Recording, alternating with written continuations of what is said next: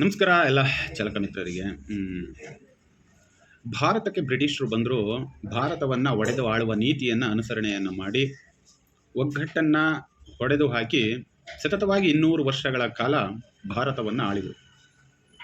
ತದನಂತರದಲ್ಲಿ ಒಂದಿಷ್ಟು ಯುವಕರುಗಳು ಪಡೆಯನ್ನು ಕಟ್ಟಿಕೊಂಡು ಬಹುದೊಡ್ಡ ಮಟ್ಟಕ್ಕೆ ಒಗ್ಗಟ್ಟಿನ ಪ್ರದರ್ಶನವನ್ನು ಮಾಡೋದ್ರ ಮುಖಾಂತರವಾಗಿ ಬ್ರಿಟಿಷರ ವಿರುದ್ಧವಾಗಿ ಎದೆಗೆ ಎದೆಯೊಡ್ಡಿ ನಿಂತು ಸಾವಿರಾರು ಜನ ಜೀವತ್ಯಾಗವನ್ನು ಮಾಡಿ ಭಾರತಕ್ಕೆ ಸ್ವತಂತ್ರವನ್ನು ತಂದುಕೊಟ್ರು. ಅದರಲ್ಲಿ ಕೆಲವೊಂದಿಷ್ಟು ಜನ ಅತೀ ಕ್ರೂರವಾಗಿ ನಡೆಸಿಕೊಂಡಂತಹ ಬ್ರಿಟಿಷರ ಆಡಳಿತ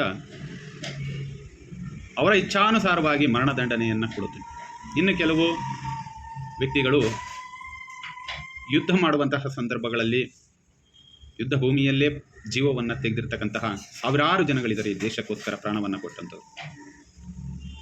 ಇವತ್ತು ಪ್ರೆಸೆಂಟಾಗಿ ನೋಡಿಕೊಂಡ್ರೆ ಈ ದೇಶಕ್ಕೆ ಸ್ವತಂತ್ರವನ್ನು ಕೊಡೋದಕ್ಕೆ ಅವರೆಲ್ಲ ಯಾಕೆ ಪ್ರಾಣತ್ಯಾಗವನ್ನು ಮಾಡಿದರು ಅಂತ ಅಂದ್ಕೊಳ್ಬೇಕಾಗುತ್ತೆ.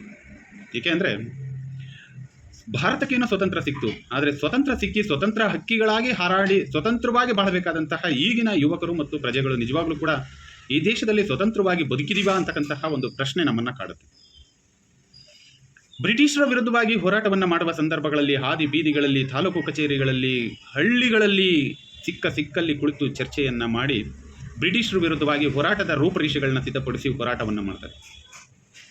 ಆದರೆ ಸ್ವತಂತ್ರ ಭಾರತದಲ್ಲಿ ನಮಗೆ ಆಗಿರ್ತಕ್ಕಂತಹ ಅನ್ಯಾಯವನ್ನು ಪ್ರಶ್ನೆ ಮಾಡೋದಕ್ಕೆ ಒಂದು ವೇದಿಕೆ ಬೇಕು.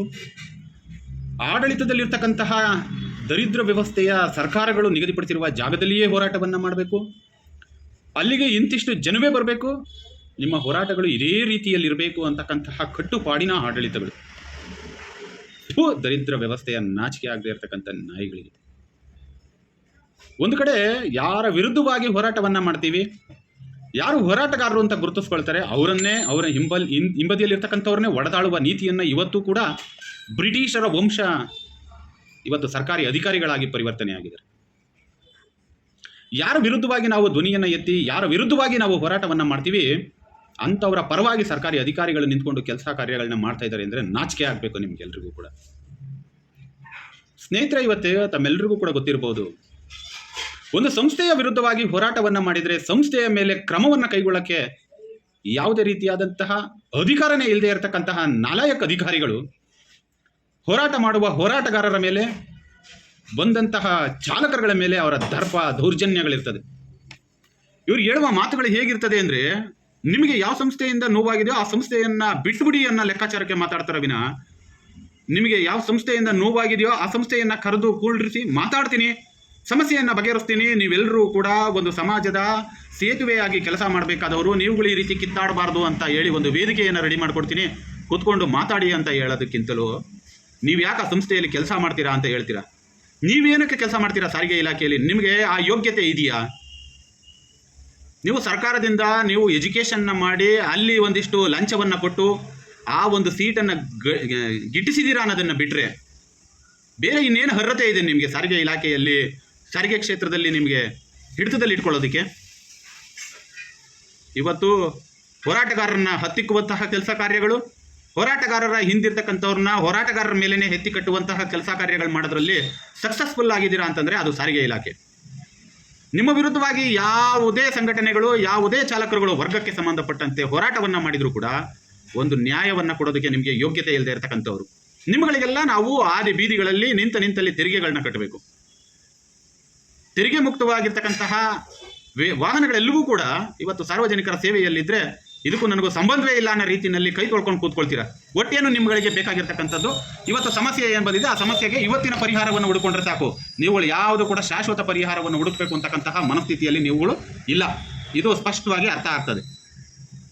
ಬ್ರಿಟಿಷರ ಆಡಳಿತಕ್ಕಿಂತಲೂ ಕೀಳಾಗಿ ನಡೆಸ್ಕೊಳ್ತಾ ಇದ್ದೀರಾ ನೀವು ಸಾರಿಗೆ ಇಲಾಖೆಯಲ್ಲಿ ಕೆಲಸ ಮಾಡ್ತಕ್ಕಂಥ ಸಾರಿಗೆ ವರ್ಗದ ವ್ಯಕ್ತಿಗಳನ್ನು. ಅದರಲ್ಲಿ ಯಾವುದೇ ವರ್ಗದ ಚಾಲಕರಾಗಿರ್ತಕ್ಕಂಥವ್ರು, ಆಟೋ ಆಗಿರ್ಬೋದು, ಕ್ಯಾಬ್ ಆಗಿರ್ಬೋದು, ಗೂಡ್ಸ್ ವಾಹನಗಳಾಗಿರ್ಬೋದು, ಲಾರಿಗಳಾಗಿರ್ಬೋದು ಮತ್ತು ಪ್ರೈವೇಟ್ ಬಸ್ಗಳಾಗಿರ್ಬೋದು, ನೀವು ಯಾವ ವರ್ಗದ ವ್ಯಕ್ತಿಗಳನ್ನು ಕೂಡ ಸಾರಿಗೆ ಕ್ಷೇತ್ರದ ಸ್ನೇಹಮಯ ಆಡಳಿತವಾಗಿ ಮಾಡ್ತಾ ಇಲ್ಲ ಅಂತಕ್ಕಂಥದ್ದು ದುರದೃಷ್ಟಕರ. ಅದರಲ್ಲೂ ನಿಮ್ಮಂತಹ ದರಿದ್ರ ನಾಲಾಯಕ ಅಧಿಕಾರಿಗಳು ಕೂತ್ಕೊಂಡಿದ್ದೀರಲ್ಲ, ನಿಮ್ಮಗಳಿಗೆ ನಾಚಿಕೆ ಆಗಬೇಕು. ಒಂದು ವೇದಿಕೆಗಳಲ್ಲಿ ಬಂದು ಮಾತಾಡ್ತೀರಾ ಅಂತಂದರೆ ನಿಮ್ಮ ಮೇಲೆ ಬೆಟ್ಟದಷ್ಟು ನಿರೀಕ್ಷೆಯನ್ನು ಇಟ್ಕೊಂಡು ಚಾಲಕರುಗಳು ಕಾಯ್ತಾ ಇರ್ತಾರೆ.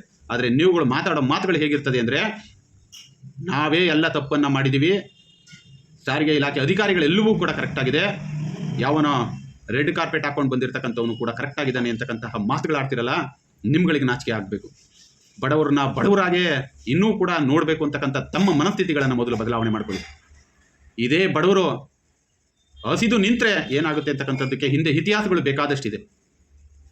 ಇವತ್ತು ತಮ್ಮ ಕೈಯಲ್ಲಿ ಅಧಿಕಾರ ಇದೆ, ಇಡೀ ಆಡಳಿತ ವ್ಯವಸ್ಥೆ ತಮ್ಮ ಕೈಯಲ್ಲಿದೆ ಅಂತಕ್ಕಂತಹ ವಿಚಾರವಾಗಿ ಎಲ್ಲರನ್ನೂ ಕೂಡ ಹತ್ತಿಕ್ ಬಿಡ್ತೀನಿ ಅಂತಕ್ಕಂತಹ ಒಂದು ಮನಸ್ಥಿತಿಯನ್ನು ಇಟ್ಕೊಂಡಿದ್ದೀರಲ್ಲ, ಅದನ್ನು ಮೊದಲು ಬದಲಾವಣೆ ಮಾಡ್ಕೊಳ್ಳಿ. ಇಲ್ಲ ಅಂದರೆ ಮುಂದಿನ ದಿನಗಳಲ್ಲಿ ಪರಿಣಾಮ ಬೇರೆ ರೀತಿಯಲ್ಲೇ ಬರ್ತಕ್ಕಂತಹ ವ್ಯವಸ್ಥೆಗಳನ್ನು ತಾವುಗಳೇ ಸೃಷ್ಟಿ ಮಾಡಿಕೊಡ್ತಾ ಇದ್ದೀರಿ.